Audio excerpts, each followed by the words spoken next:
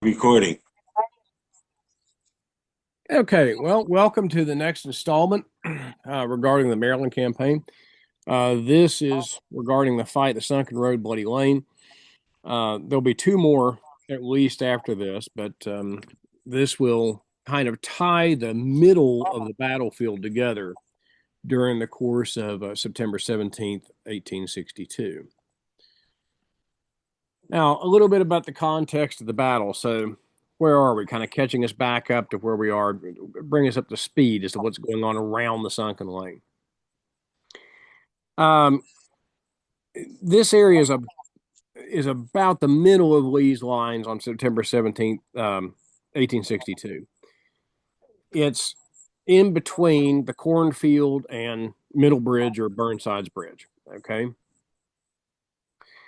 Fighting, of course, starts early in the morning by about 5 o'clock and becomes intense around the area of the cornfield, Dunker Church, and eventually the West Woods.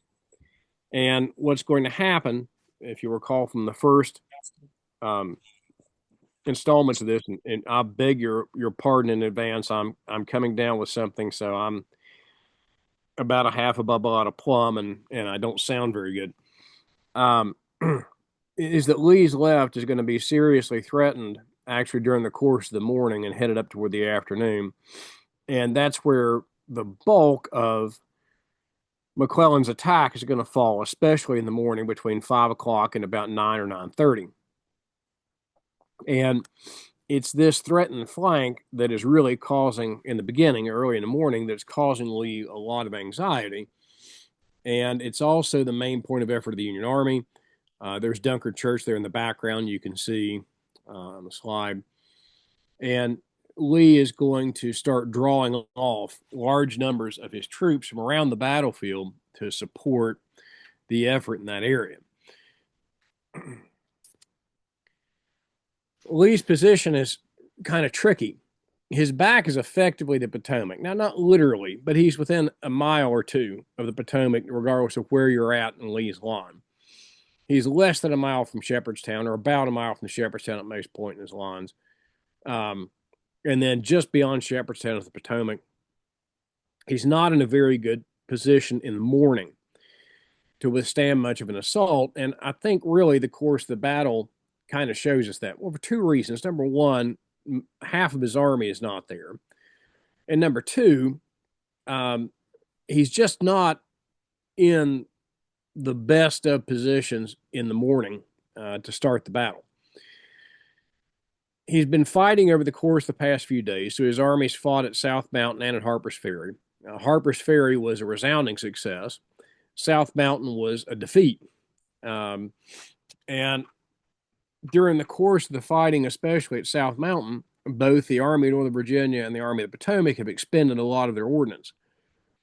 So both of them are coming into the Battle of Antietam with considerably less ammunition than they had a few days prior. In addition to this, Lee's army itself is severely depleted of supplies. This is probably the worst logistical shape that Lee's army will be in until about 1865. This is a critical phase of the war for them. Most of his army is existing on basically one of the reports says parched corn. There's a very small amount of salted pork or salted meat or beef available, not much of that. His army is poorly shod, his army is poorly clothed, and his ammunition stores are pretty low. He's aware of the problem. The Confederate government is aware of the problem. However, the government and the army haven't done that much to alleviate Lee's shortages. Now, interestingly enough, it appears that actually during the course of the campaign, a great number of the supplies that Lee had requested were kind of on their way, but Lee wouldn't receive any of these until after the campaign was over. He was back across the Potomac and in Virginia.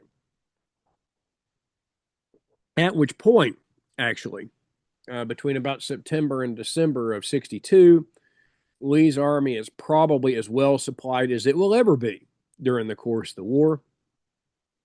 So after the Maryland campaign, Lee's men are very well equipped, very well fed, and up to the Battle of Fredericksburg in December are going to be actually in pretty high spirits because of the shape the quartermaster finally managed to get them in. However, Lee's army has lots of stragglers. Between the marching to invade the North, between the battles at South Mountain, between the action in Harper's Ferry, and the very rapid movements and continuous movements in all those areas, Lee's army has lost lots of men, not just to action, but basically they're strung out on the roads. They're exhausted. And a large portion of his army are simply not able to keep up. I believe I referred to the number that I've read a couple of times. It's an approximate number, but it seems to be really consistent. And that after the campaign, once Lee gathers up all of his stragglers from various areas, he's going to add about 6,000, 6,500 men to his army just from those stragglers that he manages to round up. And these men are all over the place right now, but they aren't with him. Fighting on Lee's left has been a serious drain. Through the course of the morning, Lee has drawn troops from other positions to reinforce his left. And if you'll, excuse me, if you look at the map that kind of overlaid here, you'll see Dunker Church there almost in the center, high to the left slightly. That's the cornfield action. That's Lee's left. That's where he's getting all the action early in the morning between about 5 and about 9 o'clock. No, Jamie, we're not seeing a map. You don't see the map on the slide? We're not seeing your slides. Really? Yeah. That's odd. Can you see that slide? We're seeing no slides. No, you're not sharing a window. I don't know. Huh. Could you see any of the slides so far? No. You need to share the window. I mean, I'm sharing the window. You need to actually click on and post it up. Hold on a second.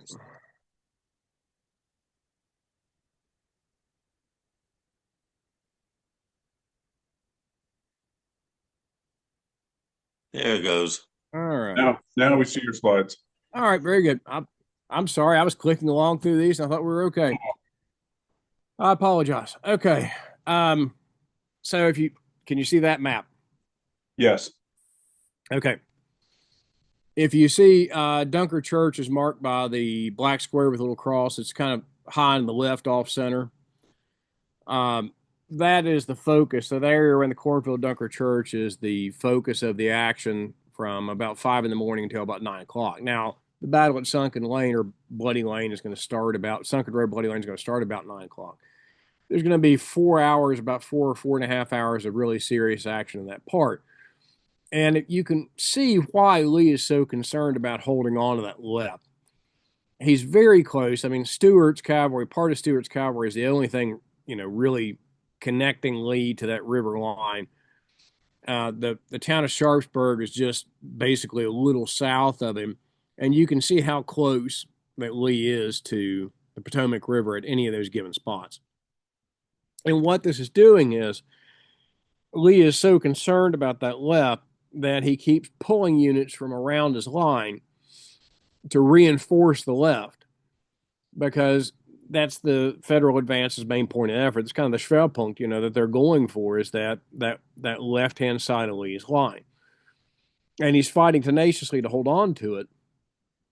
And what he's doing, again, is drawing all forces from other places. He's drawn all forces from his center, and he's drawn all forces from his far right near what will become Burnside's Bridge, which is now Middle Bridge. So he's doing everything he can to hold on to that. And what he finds out is he just can't hold that position on the left in advance where he wants. Now, this map is a little bit simplified. It's kind of showing action at different points of the day, but he starts out here on this line where you see Jones and Lawton, but eventually what's going to happen is Lee's force is going to end up basically on this ridge line running this way. And he's going to keep withdrawing back to this point because these ridges here are going to give him a good view over the battlefield and give him high ground toward the afternoon. And that name of that's Real Ridge, by the way, in case you're wondering. And it runs basically from here, and then there's a little break, but this is the ridge line that he's going to be on by the afternoon. Why Bloody Lane? So what's going on with this? Why is it here? Well, the original Bloody Lane connects Boonesboro Road with Hagerstown Pike. And it was a shortcut between the two main roads in the area. So it's like a connector road, basically. And it enabled the locals to go from the two main roads with a reasonable amount of alacrity without a whole lot of interference. Now, it was used before, during, and after the war.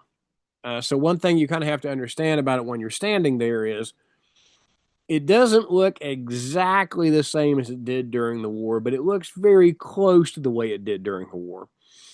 It may be a little bit lower, a little bit deeper now than it was then, but probably not a whole lot. And some of the period pictures can give you a little perspective on that, but for the most part, it still looks pretty similar. It's a very good defensive position because it provides cover. It depends on where you're standing in it, but at part of it, the only part of your body for an average male, but 5'8", 5'9", 5'10", toward 6 feet, somewhere in there, that's going to be above the lane will be your head and shoulders.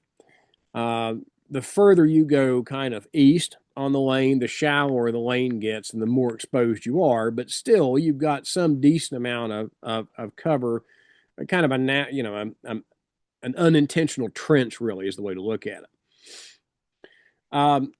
And again, it's a good defensive position, so it's a good place for those troops to be. Now, the other thing about Bloody Lane is that as the fighting develops on the left, what becomes apparent is that those Confederate troops that are stationed there are going to become a potential threat to the Federal left flank that's pushing against Lee's left. So the left flank of the Federal troops kind of pushing down and south and hinging on their right and kind of trying to sweep Lee back against the river. The left-hand side of those troops actually now are presented as a pretty good target to the Confederate troops that are in Bloody Lane. And the reason this attack develops is because General French actually sees the possibility here, and instead of bringing his troops to bear into the area of the West Woods by about 9 o'clock when that fight is starting to develop, attacks toward Bloody Lane to pin those troops down and to keep them from being committed to the action on Lee's left. And we went to the battlefield after this last conference, but if you have more time on a nicer day and can really take the time to survey the entire battlefield from every point, from the northernmost part of the battlefield with a pretty basic set of binoculars, actually with the naked eye, but really with even a decent set of Civil War period binoculars, you can see down toward Bloody Lane, down toward that area where the Confederate troops are basically sort of entrenched in this road, that they are an obvious potential threat to that advance. So this diverts some effort from the West Woods attack. Now, that's always been a little bit controversial because the counterfactual arguments have always been, well, if more troops had been put in the West Woods attack, maybe that would have gone better for the Union. They could have done this, they could have done that. But realistically, it was a sound decision because Lee is known to be an aggressive commander. You've got those Confederate troops sitting right there. They can obviously see the action that's going on. From the middle part of Bloody Lane to about Dunker Church is somewhat around 400 yards. It's not an excessive distance. Again, you can see most of the battlefield and see what's going on. So again, French's advance on the lane is sound. It makes good sense.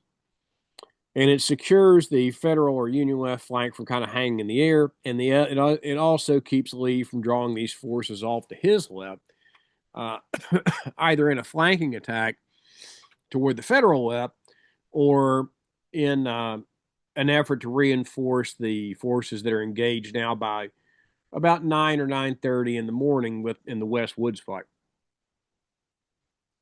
Excuse me. Okay. About 9:00 in the morning, the action in Bloody Lane is going to begin. The first assault is going to be undertaken by 3 Federal units: the 1st Delaware, the 5th Maryland, and the 4th New York. And in the kind of rolling area, advancing from north to south, it's easy to see on the battlefield. It's a little bit harder to see on a map because of the changes in the elevation and the topography. But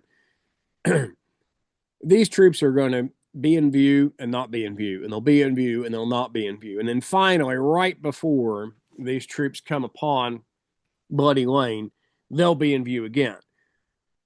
But it's going to be very briefly. You're dealing with fairly short distances here. Some of these troops are going to come on the line,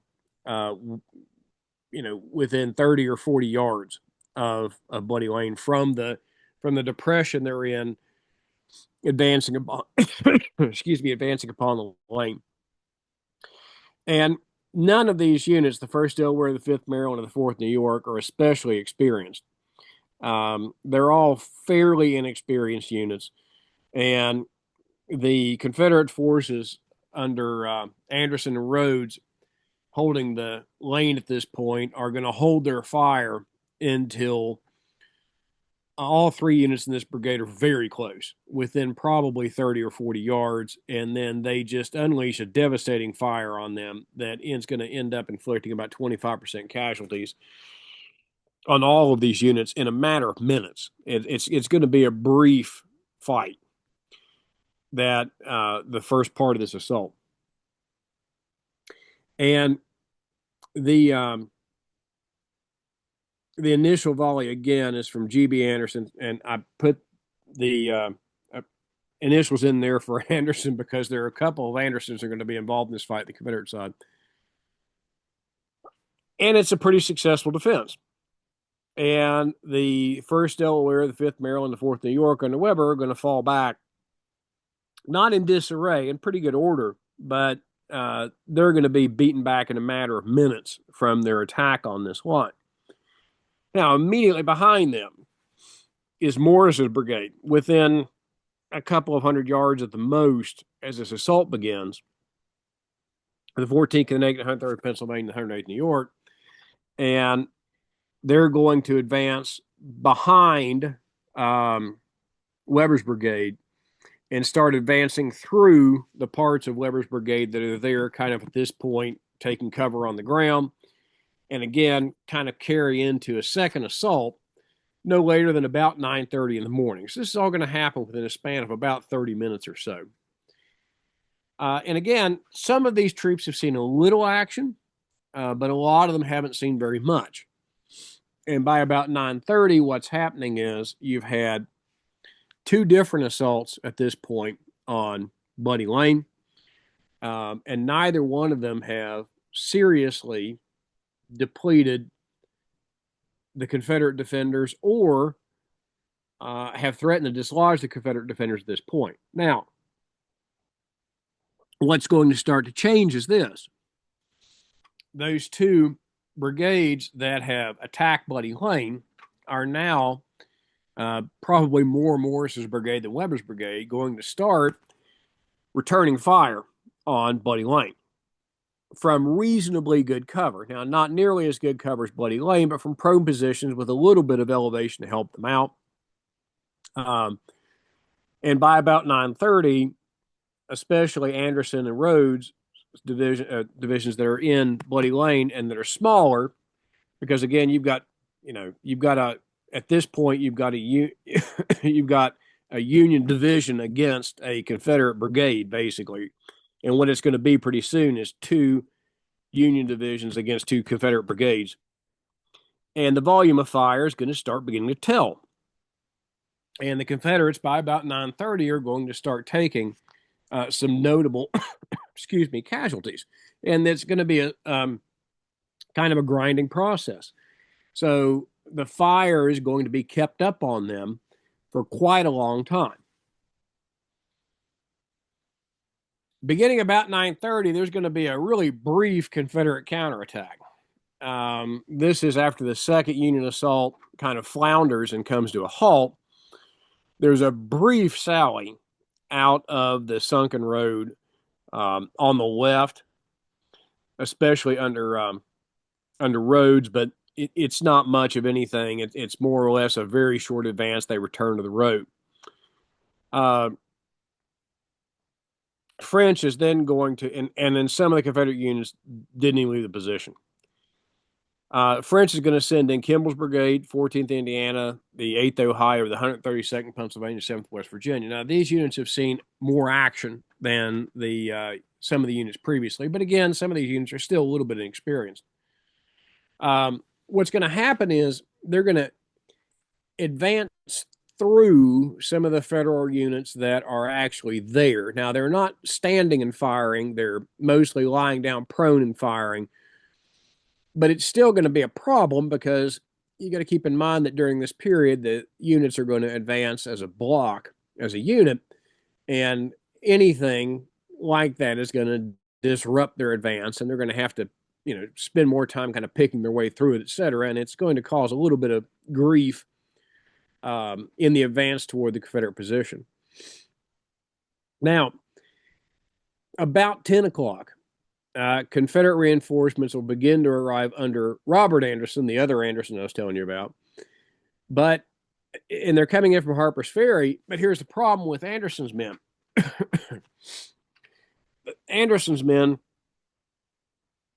have been marching since the night before. So it's 10 o'clock in the morning. These men have been marching for probably about 12 hours with a few breaks here and there, maybe even longer. And they're exhausted. They get there. I mean, it's not that they don't have value, but they're spent. I mean, again, they marched to try to get to Lee's army during the course of the battle, but they're not as effective a fighting a force nearly as they would have been had they had rest and food and all those great things. On the Union side, you've got some more reinforcements. Another division beginning to arrive under Richardson. And this is quickly becoming the focal point of the battlefield by about 10 o'clock after a lot of the effort in the West Woods was concluded. At about 10 o'clock, Kimball's attack is going to go in. It's repulsed again, but again, you're going to keep up the fire on the defenders in the lane. And Wright's brigade, which is coming up with the 2nd, 3rd, 48th Georgia, and the 44th Alabama, is going to begin reinforcing the Sunken Lane. Now, if you kind of think through this in your head, what's going on is units from both sides are beginning to stack up within a few yards of each other. I mean, most of these troops, whether they're Federal or Confederate, are going to be within 100 or 120 yards of each other at the most in many places on either side of the lane. And what this really is this is a race for time. Who can put the most men in that line and keep them there long enough to actually hold the position or take the position in the case of the Union troops. When Wright's brigade arrives, the 7th West Virginia is out on the left in front of the Sunken Lane, and Wright orders an attack from his brigade toward the 7th West Virginia because the 7th West Virginia is, again, kind of flying out there on the left flank, putting down a really good fire on the lane. That's why Wright orders the attack.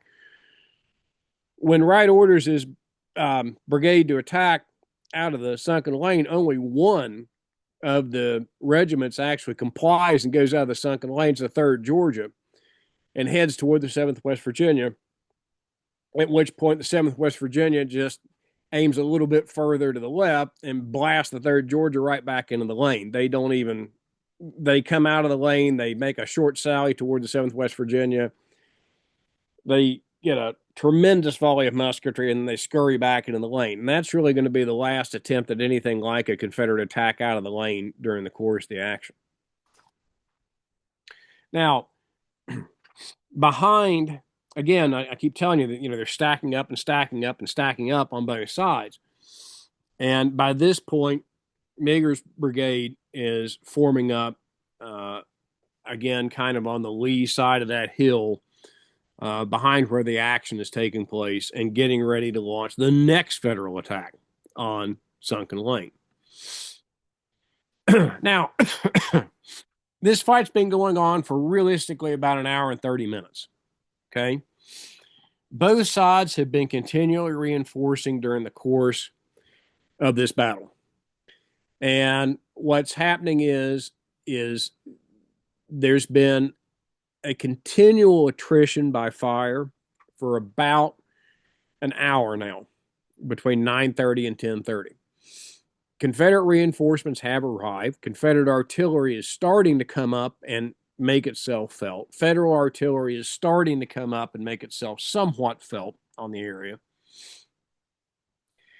But the math of it is that the Confederate units are smaller, the regiments themselves are smaller, the brigades are smaller, and they're facing numerically superior troops that are now starting to really take serious, even with the trench there, if we look at the road as a trench, are now beginning to take serious casualties, inflict serious casualties upon the Confederates. And what's worse for the Confederate position is the extreme left of the line, as you're facing north, so the Confederate right,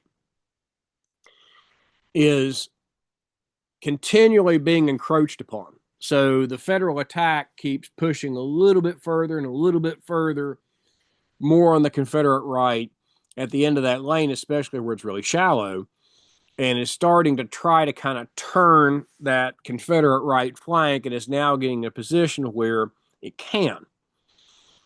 And the Union charge by the Irish Brigade is expensive on that Confederate right, but it starts to put really serious pressure on it. And some Confederate forces or reinforcements are starting to arrive, but they're not in the lane. They're behind the lane. They could put some fire on it, but again, firing on it is also kind of problematic too, because you've got troops in front of you. And it's always kind of a sketchy proposition trying to fire over their heads, especially when lots of times you can't really fire over their heads. Okay.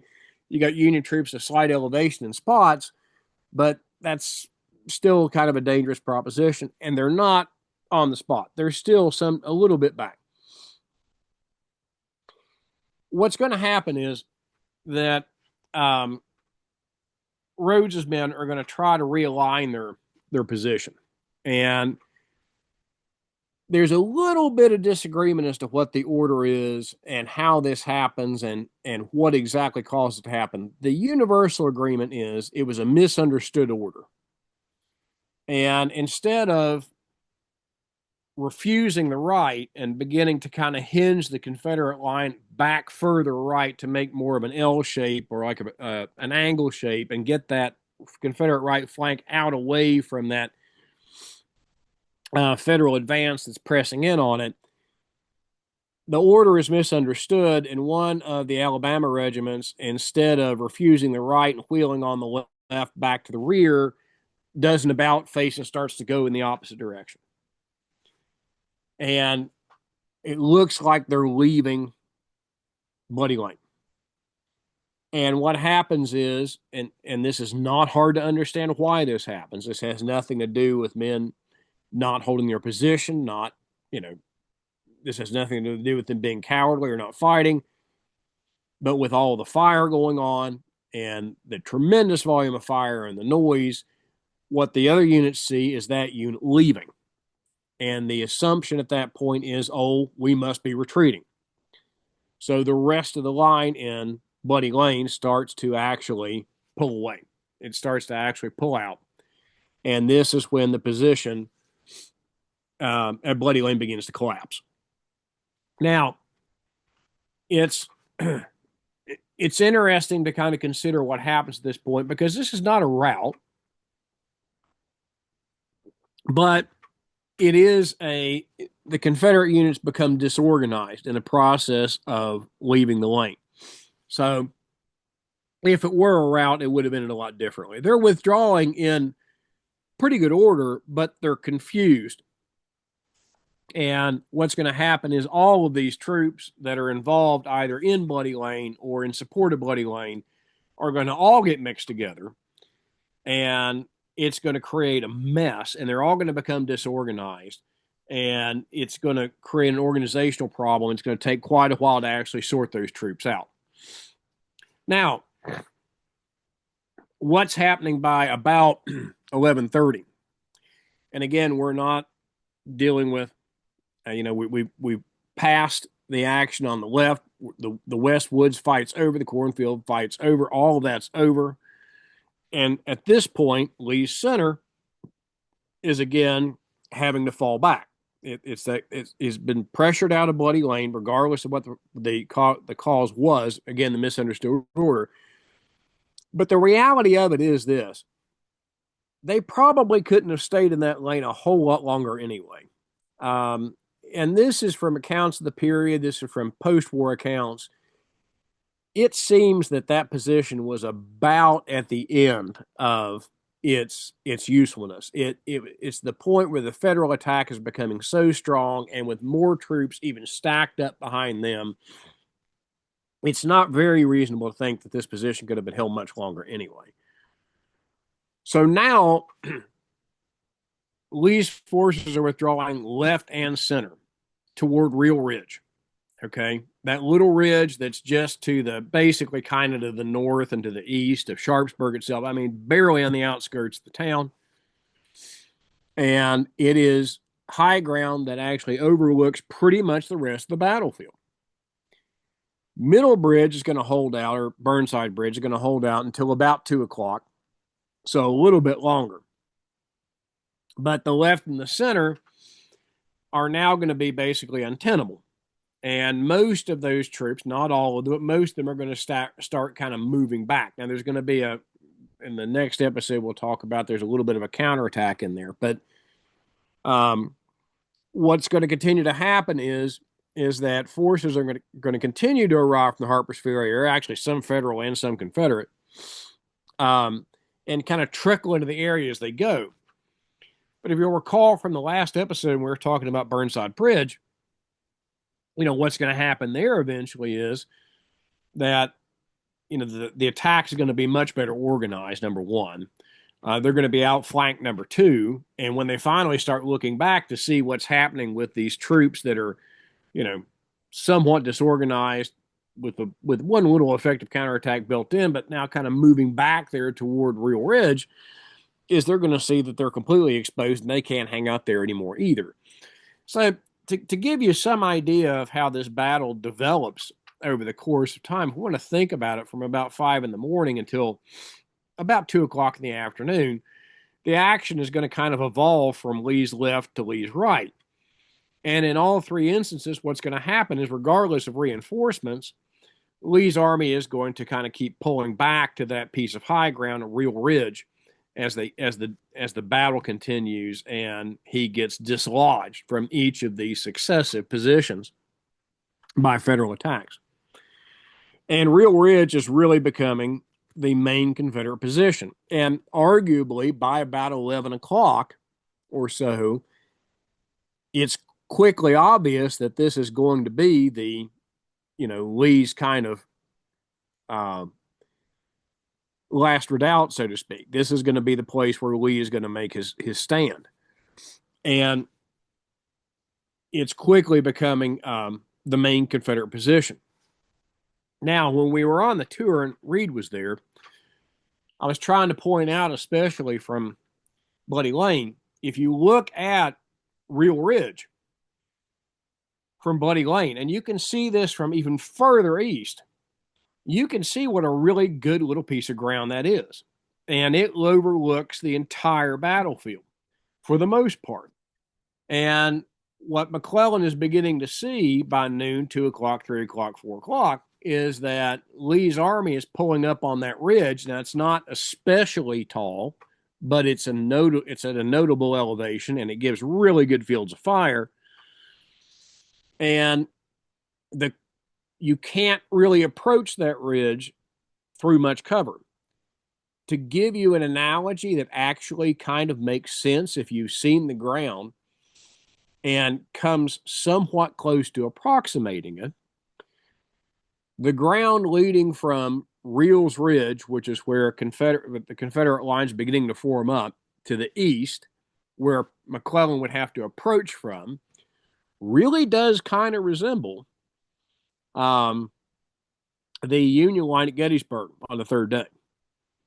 And that incredibly long open area that the Union forces would have to have traversed by about 4 o'clock or 5 o'clock is what, McClellan is slowly beginning to see is going to form up and what's going to end up being the position by the evening.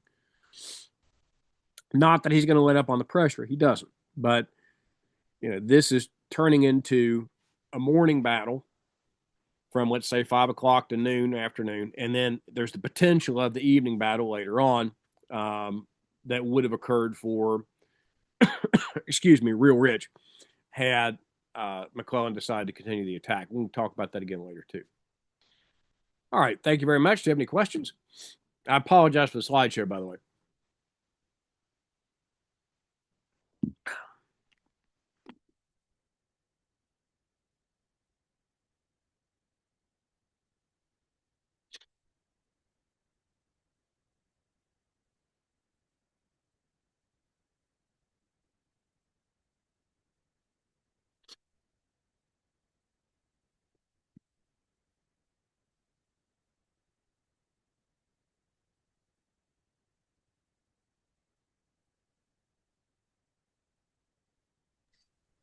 Not really a question, but I appreciate your description of the Confederate situation at Bloody Lane, because a lot of times in a lot of narratives, they don't go into the fact that they probably would have had to start retreating anyway, pulling back anyway. So that gives a little different perspective on that whole maneuver.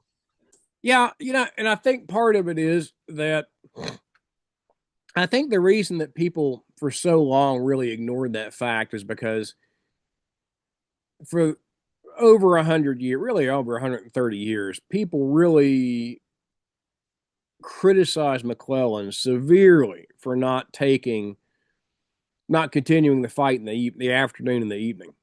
And I think indirectly, part of the reason that people kind of avoided or did not pay attention to that was because it gave a little bit too much credit to the Confederate troops holding the lane, and the lane really had been portrayed for too long as a sort of a Gibraltar-like insurmountable defense, when really it wasn't. They were starting to take a lot of casualties. They were starting to have severe difficulty with the right flank, and it was pretty obvious, especially retrospectively, that wouldn't have been able to hold out terribly much longer. So again, Antietam has gone through some very useful and productive reanalysis, and I'm going to say reanalysis because if I say the other R word, people will get mad at me, over the past 30 years. And I think that kind of correcting some of the reassessing really Bloody Lane is kind of a very important part of this fresher view of Antietam that gives us a much better perspective on really what's going on during the course of the day. I wish Kurt Johnson were on this call, because given the depth of his research at Antietam, I'm sure he would have something to say as well. He would likely agree with you.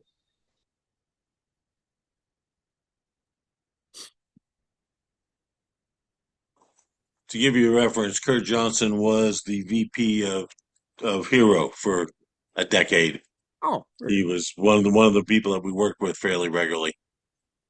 He was actually my boss when I first arrived there. Okay, very good. And he did a massive research project for SAIC on Antietam. And in fact, that's what led him and me to rediscover a full set of the Carmen papers. and which we delivered to the library there at the Antietam battlefield site. I've always been fascinated with this battle. My other favorite Eastern Theater battle, other than Gettysburg, which we all like, admittedly, that's what I'm going to focus on next year for TDI, and that's Fredericksburg. I've always been fascinated with that. I mean, it's one of the very few winter actions during the course of the Civil War. I love the ground there. And I think it's another one of those really interesting campaigns and I think Fredericksburg is there's been a few good works come out about it over the past 20 or 30 years, but not many. And I think it's due for some more attention soon too. Thank you for your comment, by the way. Jamie, I got a question. Yes. When you go through your slides, you were showing all the various regiments going in every half hour, where they were at, how they were rolling back, how they were stopping the attack, and etc. And I'm wondering, is it actually possible to track casualties for all those regiments by each half hour as they're being fed in one at a time? Is it possible to estimate what the casualties were for each of those regiments for each half hour? I don't know. Okay. I'm not certain I can do it for a half hour, but I can give you pretty good casualties for the action around Bloody Lane. The reason that the reason that for the most part you can't do it is because those units are going to stay in action from about 9 o'clock until about 11 o'clock. So the best you can do is to really look at what's happening over the course of 2 hours. Because, for instance, if you look at let's say the first two brigades to go in, like Weber and Kimball, those men are going to be involved in the fighting one way or the other for about 2 hours. And the casualties information that we have for them, although there will be specific instances that will say, okay, at this point, this officer or such and such fell. In general, they're not accurate to the half hour minute. They're accurate for about 2 hours or so, but that's about it. Yeah, the reason I'm asking is as I was watching that slide, I was thinking that this actually might be a very useful thing to study it for the sake of analyzing breakpoints, because you had multiple units stop their attacks, you had units pull out, you had units taking casualties. So if you could somehow or the other track the casualties down to each half hour segment and be able to estimate it, then you might be able to do something that would end up looking at the whole issue of breakpoints and what's causing the breakpoints. We A might little be sort of a little sort of micro analysis of one little section of the battlefield. we might be able to do it, and I'm thinking the one position of the line that would actually probably be the one position of the line that might actually be the most feasible to do that with would be on the right where on the right where Wright's men come in on the Confederate line facing the Irish brigade. That little spot is probably going to be casualties for about 35 or 40 minutes to an hour, but it's potentially possible we could do it by the half hour, very close to it. And it would be it'd be a great little project. And nobody's really, now to my knowledge, nobody's done anything like that for Antietam, but it would certainly be interesting, and we might be able to pull it off. We might Well, be that's close enough. in a sort of the bigger picture, I was thinking you could actually end up taking little snapshots from multiple Civil War battles, wherever you can narrow down where people are shooting each other. You can identify the regiments, you can see what the casualties are in the short run, and then you can see how it resolves out. You can end up using that to help develop or to test a breakpoint hypothesis. Oh, that's an excellent point. Yeah, no, that'd be a great project. All right, I'll put it on the back burner Yeah, I need to. along with all the other great projects ideas I have, but Well, still. no, it would be good. I really do want to get that one France project done first, but that'd be a fantastic one for right after that. Yeah. There are certainly plenty of places we could do that because we could look at, oh my gosh, just in the Eastern Theater, we could look at, and I'm thinking about specific parts of the action, not the whole thing, but Right. Antietam, Gettysburg, Fredericksburg, um, Spotsylvania. Yeah, that's what I Oh, was I mean, I thinking can is think of where yeah, you could find the places where you knew, for example, the people charging into the rail on the first day of Gettysburg. yeah. um, where you can find these little spots where you have moments of intense combat, and then you have the units break away and pull apart after taking losses, some not taking losses, or getting flanked or getting flanking fire.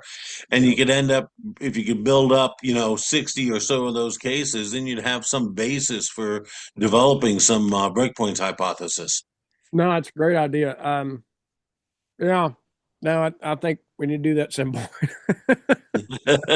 let me let me get the France thing done first, and then we'll work on Yeah. that. I love it though. It's a great project. Well, when Reed gets the $2 million that Joe keeps talking about, then we'll be able to take that on. Oh yeah, because then I can work on this 16 hours a day, no problem. But Well, speaking of Reed, he's got a question in the chat. He says, sorry, can't unmute, but please ask Jamie if there was no such thing as grenades. Seems like chucking these into the sunken lane would have done some significant damage with such, and the Union troops were in chucking distance, and that's a question. yeah. So yes, there were hand grenades in the Civil War, but no, there weren't any at Antietam. They were big and really clunky. Um, Reed, I don't know if you can hear me, but as early as well, honestly, all the way back to the Middle Ages, we can go all the way back to the Middle Ages, and there are effectively hand grenades. Okay, and some of them were small-ish, but by the time you get to the Civil War, none of them are really that small. The 18th century concept or the 17th century concept of grenadiers, which is where they got their identity from, anywhere where these guys actually went into battle with a few smaller style hand grenades. The grenadiers keep their role as heavy infantry, but they lose the grenades. By the time you get to the Civil War, there are hand grenades, but they aren't really used. They're mostly only used in static warfare. They really aren't used hardly at all in open battle. But yeah, you're right. It would have been a great use for them. And honestly, there are certain spots in the Civil War um, where having some 18th century leftover armament like small mortars, hand grenades, regimental guns, and that sort of thing would have certainly been useful. But all that stuff was no longer on the establishment by 1860.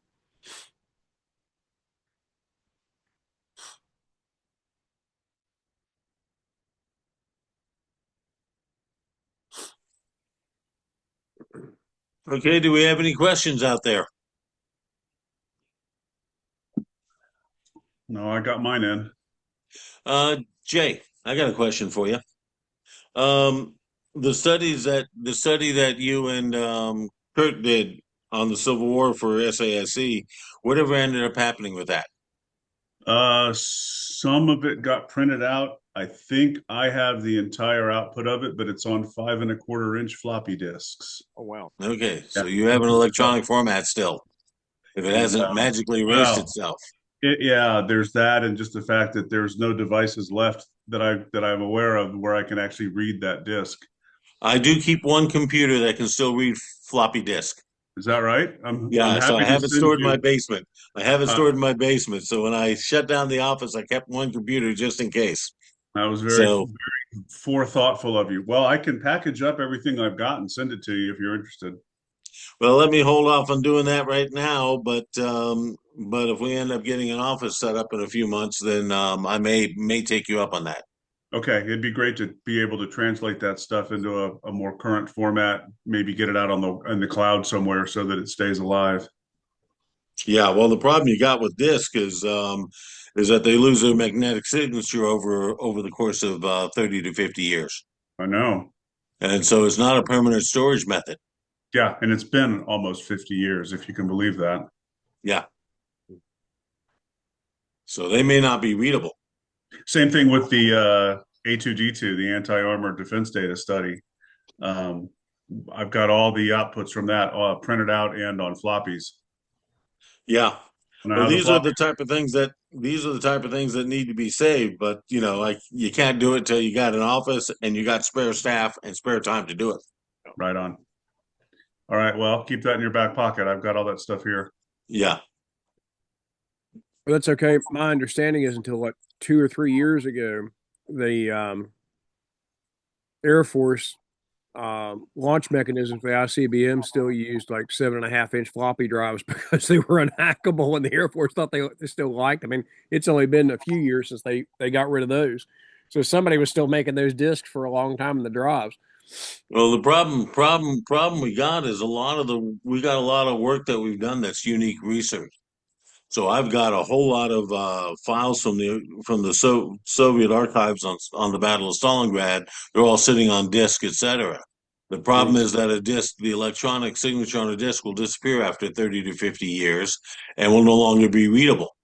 So so if you the only way to preserve it would be to either print the material out into paper, which has a long life, or to reload it into another disk and another medium to make sure it's protected. And but there's a lot of stuff we got that's like that, and we haven't had anyone to take care of that. I mean, I don't have time to post up the all the conferences we're recording, so I don't have time. Needless to say, I don't have time to go through floppy disk. Right. But yeah, this is a long-term concern because a lot of the material we've done is fairly unique, and it's material that's not accessible. You can't get back into the Russian archives now. No. So, all right. Any other questions from anyone else? All right, Jamie, I think that's going to be it for the night. Thank you. And we will have to email later and figure out when we're going to do your last two presentations. Okay. Very good. All right. Take care, y'all. Thank Thank you. you, Jamie. Happy Thanksgiving, everybody. Happy Thanksgiving. All right. Stop.